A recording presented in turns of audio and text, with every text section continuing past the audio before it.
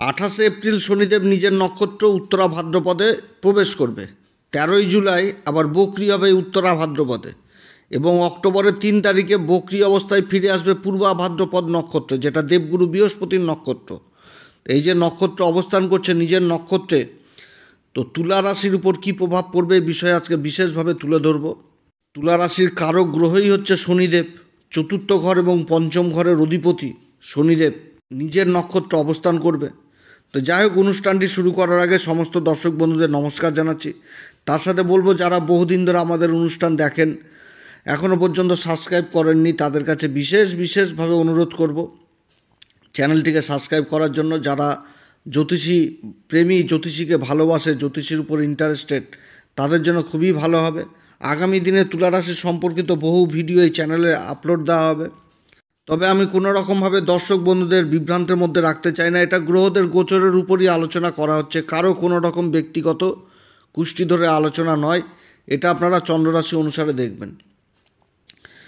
তো শনিদেব নিজের নক্ষত্র অবস্থান করবে। তো গ্রহ যখন নিজের নক্ষত্র অবস্থান করে তখন তো যথেষ্ট ভালো পজিশন হয়, এটা তো জ্যোতিষশাস্ত্রের কথা। এবার নিজের নক্ষত্র শনি উত্তরা ভাদ্রপদ, এটা মীন রাশিতে পড়ছে। 3.20 ডিগ্রি থেকে 16.40 ডিগ্রি পর্যন্ত মীন রাশিতে এর বিস্তার, 4টি চরণই পড়ছে। তবে উত্তরা ভাদ্রপদ নক্ষত্রে যখন শনি অবস্থান করবে 28 জুলাই থেকে 13ই জুলাই, তারপরে যখন আবার অক্টোবরের 3 তারিখে বকরি অবস্থায় পূর্বা ভাদ্রপদে চলে আসবে, তখন কিন্তু শনি এই উত্তরা ভাদ্রপদের মাত্র 2টি চরণ পর্যন্তই যাবে, তারপরে আবার ব্যাক হয়ে চলে আসবে।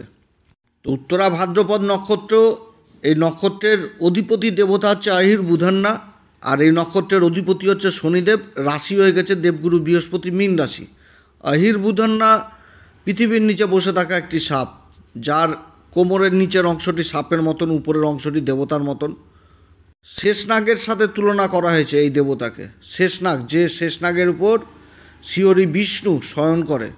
এই নক্ষত্রকে বুদ্ধিমান, দয়ালু, পরোপকারিতা, দার্শনিক চিন্তাভাবনা, গভীর চিন্তাশীল, আত্মবিশ্লেষণকারী নক্ষত্র, সমাজসেবী, ধ্যান সাধনা সমস্ত কিছু দেখা হয়। এবং সবথেকে আরও একটি ভালো জিনিস দেখা হয়, সেটা হচ্ছে ক্যালকুলেট, ম্যাথামেটিক্স, অঙ্ক। এরকম এই নক্ষত্রের বিশেষ গুণ রয়েছে। আর এই নক্ষত্রের অধিপতি শনি আর দেবগুরু বৃহস্পতি রাশি, যার জন্য এই জিনিসটা মানে হিসাব, শনি জিনিসটা কি হিসাব বুঝাচ্ছে। দেবগুরু বৃহস্পতির জ্ঞান আর শনি মানে ন্যায়, ন্যায়ের দেবতা, কর্মফলদাতা, তাহলে হিসাব জিনিসটা এখানটাতে উঠে আসছে।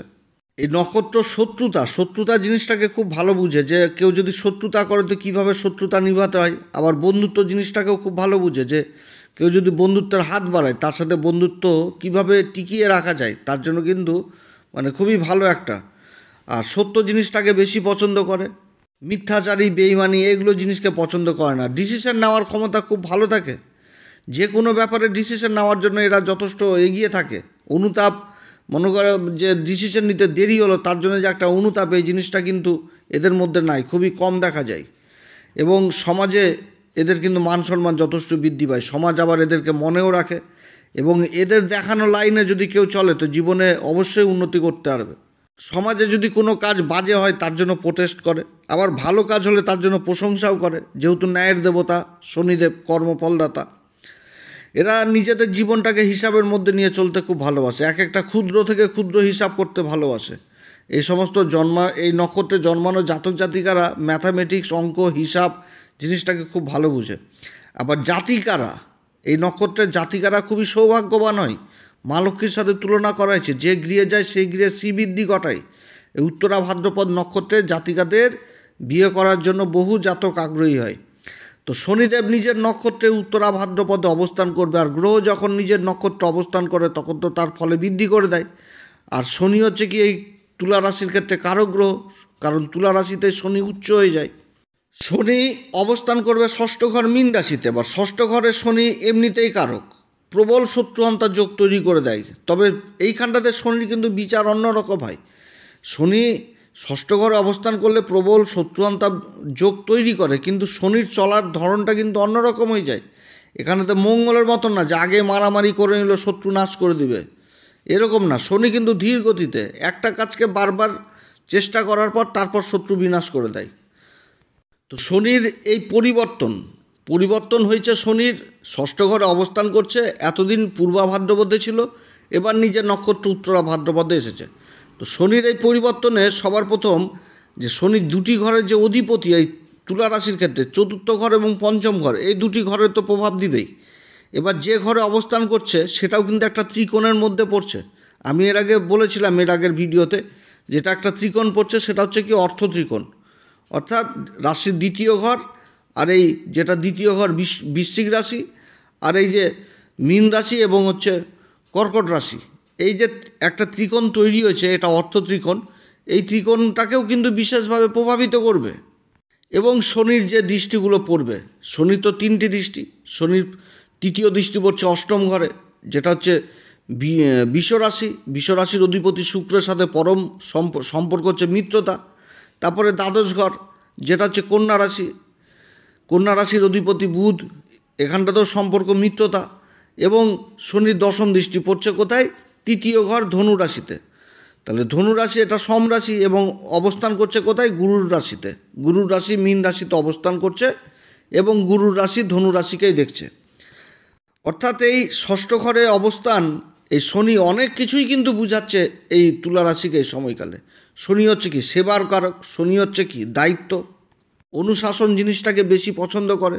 শনি হচ্ছে কি ন্যায় বিচারক, অর্থাৎ ন্যায়ের পথেই চলতে হবে, অনুশাসনের মধ্যে চলতে হবে, দায়িত্ব নিয়ে চলতে হবে, যে কোনো কাজের দায়িত্ব জিনিসটাকে নিয়ে আসতে হবে। অর্থাৎ নিজের দায়িত্ব থেকে দূরে কোনো সময় থাকা যাবে না, দায়িত্ব অবশ্যই পালন করতে হবে। এটা কিন্তু শনির এই অবস্থান বুঝাচ্ছে। এবার শনি যে জিনিসটা, যে ঘর এই যে অবস্থান করছে, শনি কিন্তু একটা ঘরে অনেক দিন পর্যন্ত থাকে, প্রায় 2.5 বছর পর্যন্ত থাকে। তাহলে এখানটাতে শনি দীর্ঘকালীন জিনিসটাকেও দেখাচ্ছে, অর্থাৎ ধৈর্যের জিনিসটাও চলে আসছে। অর্থাৎ ধৈর্যও যেরকম আসছে সেরকম দীর্ঘকালীন জিনিসটাও চলে আসছে, যে কোনো কাজ করতে গেলে মাথা ঠান্ডা করে ধৈর্য ধরেই কাজ করতে হবে, কোনো সময় তাড়াহুড়া করে কোনো কাজ করা যাবে না। এবং শনির যে দৃষ্টিগুলো পড়ছে, এই যে তৃতীয় দৃষ্টি পড়ছে অষ্টম ঘরে, অষ্টম ঘরটা কি গভীর জ্ঞান, আর শনি হচ্ছে কি পঞ্চমপতি এই তুলা রাশির ক্ষেত্রে। তাহলে শনির এই পরিবর্তনে একটা বিশেষ ভালো ফল পেতে যাচ্ছে ছাত্রছাত্রীরা যারা শিক্ষার ব্যাপারে। শনি কিন্তু যথেষ্ট হেল্প, মানে শনির এই পজিশনটা শিক্ষার্থীদের জন্য যথেষ্ট ভালো, সেটা প্রাথমিক শিক্ষার্থী হোক কিংবা সেটা উচ্চ শিক্ষার্থী হোক। উচ্চ শিক্ষার্থীদের কোন দিকে ভালো? যারা গবেষণার মাধ্যমে জড়িয়ে রয়েছেন, যে কোনো কাজের যে কোনো বিষয়ের উপর গবেষণা করছেন, গভীর রিসার্চ করছেন, বা অঙ্ক ম্যাথামেটিক্স এরকম কোনো বিষয়ের উপর গভীর জ্ঞান নিচ্ছেন, বা সফটওয়্যারজনিত কোনো বিদ্যার উপর বিশেষ জ্ঞান নিচ্ছেন, তাদের জন্য কিন্তু শনির এই গোচর যথেষ্ট ভালো হচ্ছে। আবার যারা বড় বড় এক্সামের জন্য তৈরি হচ্ছেন, কম্পিটিশন এক্সাম, এই সমস্ত দিকেও কিন্তু শনির এই পজিশন যথেষ্ট ভালো হচ্ছে। ষষ্ঠ ঘর থেকে কর্মের বিচার করা হয় এবং যে ত্রিকোণে শনি অবস্থান করছে এটা হচ্ছে কি অর্থ ত্রিকোণ। আগে বললাম কর্কট রাশি কর্মের ঘর পড়ছে, তাহলে কর্কট রাশিকে যথেষ্ট প্রভাবিত করবে কর্মের ঘরকে। অর্থাৎ যারা কর্মের জন্য কোনো কম্পিটিশন এক্সামিনে বসবেন, এক্সামিনেশনে, তাদের জন্য কিন্তু শনির এই অবস্থান যথেষ্ট ভালো হচ্ছে। তবে শনি অনুশাসন জিনিসটাকে পছন্দ করে এবং শনি কিন্তু আলস্যকে পছন্দ করে না। শনি কিন্তু আবার ন্যায় কর্মটাকেই বেশি পছন্দ করে। অর্থাৎ শনি কিন্তু এখানেতে বুঝাচ্ছে যে তুমি কর্ম করো, শনি বুঝাচ্ছে যে তুমি কর্ম করো, তারপরে তুমি কিন্তু সফলতা পাবা, এবং যে কর্মটা করবা সেটা কিন্তু তোমাকে গভীরভাবেই করতে হবে। যে কোনো কর্ম হুটহাট করে করলে চলবে না, কারণ যে নক্ষত্রে অবস্থান করছে শনি, এখানেতে কিন্তু আত্মবিশ্লেষণকারী নক্ষত্র, গভীর চিন্তাশীল এই নক্ষত্র, এবং যে কাজটা করতে হবে সেটা কিন্তু আবার হিসাব মেনটেন করেই করতে হবে। কারণ আমি আগেই বললাম যে এই নক্ষত্র হচ্ছে ম্যাথামেটিক্স, অঙ্ক, হিসাব, অতএব হিসাব করেই করতে হবে। এবার কর্মের ঘরকে বিশেষভাবে প্রভাবিত করছে, তাহলে শনির কর্মের ঘরকে প্রভাবিত করছে এবং শনির দশম দৃষ্টি পড়ছে তৃতীয় ঘরে। তৃতীয় ঘরটা কিসের ঘর? যোগাযোগের ঘর এবং ডকুমেন্টেন্সি, কাগজপত্রের ঘর। তাহলে কর্মের ঘরকে প্রভাবিত করছে, তার মানে এটাও বোঝাচ্ছে যে কর্মক্ষেত্রে নতুন একটা কোনো চুক্তি হতে যাচ্ছে, বা কোনো একটা কাগজপত্র, যে কাগজপত্রটা হাতে আসছিল না, যেটা দীর্ঘদিন ধরে বন্ধ হয়েছিল, এই রকম কাজ আবার চালু হবে, যার জন্য নতুন কোনো একটা চুক্তি হওয়ার সম্ভাবনা থাকছে। শনি হচ্ছে আবার চতুর্থ ঘরের অধিপতি, অর্থাৎ যারা কাজকর্ম, ভূমি সংক্রান্ত ব্যাপারে কাজ করছেন, বড় বড় কনস্ট্রাকশন করছেন, বড় বড় রাস্তাঘাটের কাজের সাথে যুক্ত রয়েছেন, বড় বড় বিল্ডিংয়ের কাজের সাথে যুক্ত রয়েছেন, এই সমস্ত কাজের দিক থেকে আবার যথেষ্ট উন্নতির যোগ রয়েছে। এই সমস্ত কাজের কোনো হয়তো নতুন চুক্তি হতে পারে, বা এই সমস্ত কাজ বা বড় বড় প্রজেক্ট পাওয়ার আশায় যারা রয়েছেন বা প্রজেক্টের কাজে যারা যুক্ত রয়েছেন, সেই কাজগুলোর কোনো একটা চুক্তি কাগজপত্র যেটা মানে হচ্ছিল না, এরকম কিন্তু হওয়ার প্রবল সম্ভাবনা থাকছে। আবার শনি এই ষষ্ঠ ঘরে অবস্থান করছে, ঋণের ঘরে। তাহলে বিভিন্ন দিক থেকে নিজের কর্মকে প্রসারিত করার জন্য সরকারি কোনো ঋণেরও সুবিধা হতে পারে এই সময়কালে, যেটা শনি এই সময় এই নিজের নক্ষত্র অবস্থান করছে এই সময় হওয়ার প্রবল সম্ভাবনা থাকছে। এবং শনি এই যে ষষ্ঠ ঘরে অবস্থান করছে, তার সপ্তম দৃষ্টি পড়ছে আবার দ্বাদশ ঘরে। তো দ্বাদশ ঘরে সপ্তম দৃষ্টি পড়া মানে এইখানটাতে যে কোনো যারা ইম্পোর্ট এক্সপোর্টের কাজের সাথে যুক্ত রয়েছেন, বিদেশি কোনো কাজের সাথে যুক্ত রয়েছেন, বা বিদেশি কোনো প্রোডাক্টের বিদেশি কোনো কোম্পানিতে কাজের চেষ্টা করছেন, এই সমস্ত কাজগুলোও হবে। বা যারা বিদেশে যাওয়ার চেষ্টা করছেন কর্মসূত্রে, বা বিদেশেই কর্মহীন অবস্থায় রয়েছেন, তাদের কর্মলাভের সম্ভাবনা থাকছে। এছাড়া যারা কর্মের জন্য চেষ্টা করছেন, তাদের কর্মলাভ হওয়ার প্রবল সম্ভাবনা থাকছে শনির এই নিজের নক্ষত্রে অবস্থান করাকালীন। এবং শনির যে তৃতীয় দৃষ্টি অষ্টম ঘরে পড়ছে, এই ঘর থেকে কিন্তু আরও একটা জিনিস বোঝাচ্ছে, সেটা কিন্তু পরিবর্তন। কর্মক্ষেত্রে অবশ্যই পরিবর্তন থাকছে এই সময়কালে, তবে সেই পরিবর্তনটা আবার এই তুলা রাশির ক্ষেত্রে যথেষ্ট পক্ষেই থাকবে।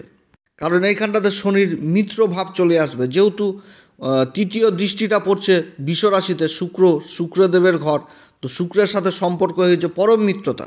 যারা ডাক্তারি লাইনে রয়েছেন, তাদের বিদেশ যাত্রার প্রবল সম্ভাবনা থাকছে এই সময়কালে।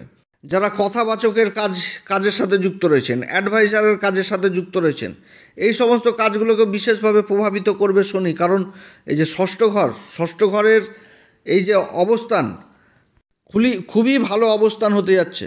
কর্মক্ষেত্রে যোগাযোগ ব্যবস্থার ব্যাপক উন্নতি হবে, কর্মক্ষেত্রে আবার ছোটাছুটিও যথেষ্ট হবে, মান সম্মান যথেষ্ট বৃদ্ধি পাবে এই সময়কালে। যারা রাজনীতির সাথে যুক্ত রয়েছেন, তাদের জন্য বিশেষ ভালো হতে যাচ্ছে। যারা দীর্ঘকালীন কোনো ব্যাধিতে ভুগছিলেন, অসুখ বিসুখে ভুগছিলেন, সেই সমস্ত অসুখ বিসুখও এখন ইমপ্রুভ হওয়ার সম্ভাবনা থাকছে। রোজগারের যে কম্পিটিশন কর্মক্ষেত্রে, সেই কম্পিটিশনও যথেষ্ট এগিয়ে থাকবে। এবং গোপন শত্রুগুলো যারা বিগত দিনে এই তুলা রাশির বহু রকমভাবে ক্ষতি করেছে, সেই দিক থেকেও কিন্তু যথেষ্ট সফলতা পাবে এই সময়কালে এই তুলা রাশি। পঞ্চমপতি, পঞ্চম ঘরটা কিসের ঘর? পঞ্চম ঘর থেকে আমরা লাভ জিনিসটাকে দেখি, বৃদ্ধি জিনিসটাকে দেখি। তো শনির এই যে ষষ্ঠ ঘরে অবস্থান করছে, এবং এই যে ত্রিকোণের কথা বললাম, কর্মের ঘর, যেটা হচ্ছে অর্থ ত্রিকোণের ঘর, তো এই কর্মের ঘরকে যথেষ্ট প্রভাবিত করবে। অর্থাৎ কর্ম করে যথেষ্ট ধনসম্পত্তি সেভিং জিনিসটা করতে পারবে। তাহলে শনি কিন্তু এখানটাতে এই জিনিসটাও বোঝাচ্ছে যে দীর্ঘকালীন সেভিংস যারা করেছে, দীর্ঘকালীন যারা ইনভেস্ট যারা করেছে, তাদের কিন্তু লাভ এই সময় কোনো না দিক থেকে উঠে আসতে পারে। যারা ইন্স্যুরেন্সের কাজের সাথে যুক্ত রয়েছেন, বা দীর্ঘদিন ধরে কোনো ইন্স্যুরেন্স করেছেন, বা কোনো শেয়ার মার্কেটে পয়সা বহু বিগত দিনে লাগিয়েছিলেন, এই সমস্ত দিকেও আবার সফলতা উঠে আসছে এই শনির এই গোচরে। মোট কথা প্রত্যেকটা দিকেই কিন্তু এই তুলা রাশির ক্ষেত্রে বিশেষ প্রভাব ফেলবে এই শনিদেব। আর তুলা রাশির ক্ষেত্রে সত্যি কথা বলতে কারক গ্রহ হচ্ছে শনি, কারণ তুলা রাশিতে শনি হয়ে যায় উচ্চ। শুক্রদেবের মূল ত্রিকোণ রাশিই হচ্ছে তুলা রাশি। তবে শনি সবসময় অনুশাসন জিনিসটাকে পছন্দ করে, ন্যায় জিনিসটাকে পছন্দ করে, দায়িত্ব জিনিসটাকে বেশি পছন্দ করে, সেবা জিনিসটাকে বেশি পছন্দ করে। কারণ সেবার কারকই হচ্ছে শনি, আর ষষ্ঠ ঘরে অবস্থান করছে। তো এই সময়কালে বিশেষভাবে যারা ওষুধপত্র কিনতে পারে না, যারা দুঃখী মানুষ হসপিটালে পড়ে রয়েছেন, যে ওষুধ কিনবে তার পয়সা নাই, তাদেরকে গোপনে সাহায্য করুন। তাহলে এই সময়কালে শনির যথেষ্ট ভালো প্রভাব পড়বে। কারণ শনির তৃতীয় দৃষ্টিটা পড়ছে একদম অষ্টম ঘরে, যেটা গোপন ঘর। অর্থাৎ শনি অবস্থান করছে রোগ রিপুর ঘরে, আর দৃষ্টি পড়ছে অষ্টম ঘরে। তো সেই সমস্ত রোগীদের সাহায্য করুন, যারা অর্থের অভাবে মানে ওষুধপত্র কিনতে পারে না, এদেরকে সাহায্য করুন। শনি ষষ্ঠ ঘরে অবস্থান করছে, পঞ্চম ঘরের অধিপতি। যে সমস্ত দুস্থ শিক্ষার্থীরা পয়সার অভাবে পড়াশোনা করতে পারে না, তাদের কিছু বইপত্র খাতাপত্র দিয়ে সাহায্য করুন, দেখবেন শনি যথেষ্ট ভালো প্রভাব দিবে এই সময়কালে। অষ্টম ঘর থেকে গভীর জ্ঞান জিনিসটাকে বিচার করা হয়, আধ্যাত্মিক জিনিসটাকে বিচার করা হয়। অর্থাৎ ধর্মের দিকে নিয়ে যেতে হবে নিজেকে, ধর্মপথে চলতে হবে, অধর্মের পথে চলা যাবে না এই সময়কালে। কারণ যে নক্ষত্র, সেটা হচ্ছে আত্মবিশ্লেষণকারী নক্ষত্র, গভীর চিন্তাশীল নক্ষত্র, ধ্যান সাধনা, মেডিটেশন, এইগুলো জিনিস কিন্তু এই নক্ষত্র থেকে বোঝানো হচ্ছে। বুদ্ধিমান, পরম দয়ালু, পর উপকারী, মানে এই জিনিসগুলো কিন্তু এই নক্ষত্র থেকে উঠে আসছে। এবং তার সাথে উঠে আসছে হিসাব, যে কোনো কাজ করতে গেলে হিসাব করেই করতে হবে, কারো মুখের কথাই নয় এবং কাউকে বিশ্বাস করেও নাই। কর্মক্ষেত্রে যেখানটাতে ডকুমেন্টের প্রয়োজন রয়েছে সেইখানটাতে অবশ্যই চুক্তির মানে কাগজপত্র অবশ্যই দরকার, সেখানটাতে কাগজপত্র অবশ্যই ব্যবহার করতে হবে। এই সময়কালে তুলা রাশি কোন উপাচার করবে? প্রত্যেক দিন হনুমান চল্লিশা, বজরংবাণ, শ্রীরাম সীতার প্রণাম মন্ত্র সহকারে পাঠ করবেন এবং তার সাথে যারা গুরুর দীক্ষা নেননি তারা অবশ্যই গুরুর দীক্ষা নেবেন, তাহলে যথেষ্ট ভালো ফল পাবেন। এবং বজরংবলীর পূজা করবেন, বজরংবলীর দর্শন করবেন, বজরংবলীকে মঙ্গলবার করে ভোগ অর্পণ করবেন। এছাড়া পিপুল গাছের নিচে মাটির প্রদীপ জ্বালাবেন, নিজের ছায়া দান করবেন, যথেষ্ট ভালো ফল পাবেন। তো যাই হোক, অনেক কথা আলোচনা করলাম তুলা রাশির সম্পর্কে। যদি এই পরামর্শ সত্যিই ভালো লাগে তাহলে নিজের ভেবে এই অ্যাস্ট্রো এস এম বাংলা চ্যানেলকে অবশ্যই সাবস্ক্রাইব করবেন। এই চ্যানেলের সঙ্গে থাকুন, বহু ভিডিও তুলা রাশি সম্পর্কে আগামী দিনে আপলোড দেওয়া হবে। আপনারা সবাই ভালো থাকেন। এরপরে আবার আসবে একটি নতুন পর্ব নিয়ে। নমস্কার, ধন্যবাদ।